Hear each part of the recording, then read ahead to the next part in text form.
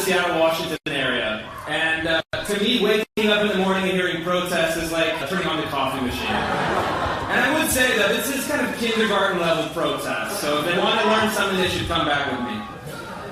But in all seriousness, this is the most significant higher education reform in a half century. I'd like to tell you a story of why it's necessary and what it's going to do moving forward. In the late 1960s, the left-wing activists, whom these folks are kind of reinterpreting, maybe doing a reenactment of, they launched what they called the Long March to the Institutions. And the goal was to get entry into the public university system, the public school systems, and treat them as a slush fund for their private political interests. They captured institutions with their ideology. They showed contempt for the voters who were paying their salaries. And for many decades, unfortunately, conservatives did nothing. They were intimidated by this, for lack of a other explanation. And so the latest iteration of this political development was the explosion in 2020 of DEI programs. And as legislators were contemplating the bill to abolish them, I did a series of investigative reports of 5 Florida's public universities to look into exactly what their DEI bureaucracies were doing. And through public records requests, I found the following. University of Florida, the flagship institution, had created more than 1,000 separate DEI initiatives. They denounced the United States as a system of, quote, white supremacy, and even encouraged white faculty to participate in something called Racists Anonymous, which I didn't know even existed.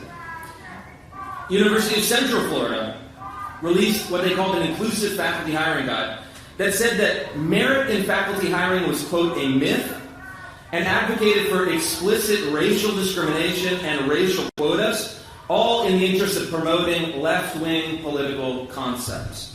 And finally, Florida International University turned its DEI program explicitly into a ground for left-wing activist recruiting, even training students for participating in violent BLM protests and teaching them how to handle tear gas and getting arrested by police.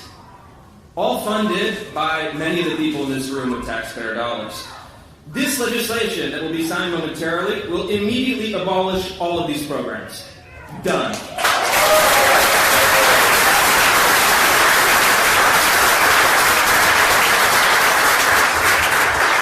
And more importantly, we'll put the pursuit of knowledge and truth, not political activism, back to the center of higher education in Florida. And what you'll hear from the media, what you'll hear from maybe the protesters, is that somehow this is destroying democracy. Anyone heard that line of that? But in fact, they have it exactly backwards. This is about restoring democracy.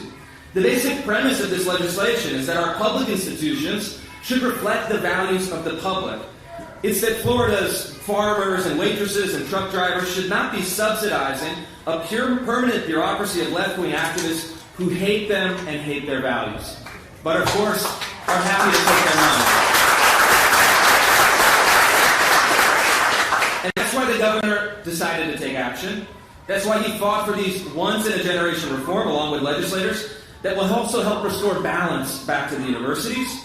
And unlike many other politicians, unfortunately, even in very red states, he had the courage to stand up to the special interests, to stand up to the DEI commissars that thought they were running the show, and to stand up to the activist media and fight on behalf of the average voter.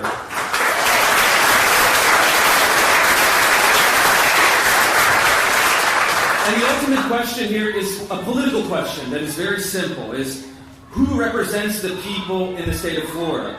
The DEI bureaucrats who say that America is fundamentally evil, who segregate students by race, and who deny opportunities to individuals because of their ancestry?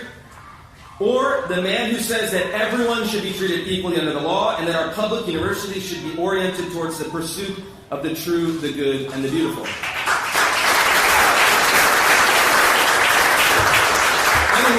I'm with the very wise and intelligent voters of this state. I'm with this man, Governor Ron DeSantis, and I'm with Richard Corcoran, the leader of New College. I'm with all of you, so thank you. Thanks to the great state of Florida. We have a lot of work to get done.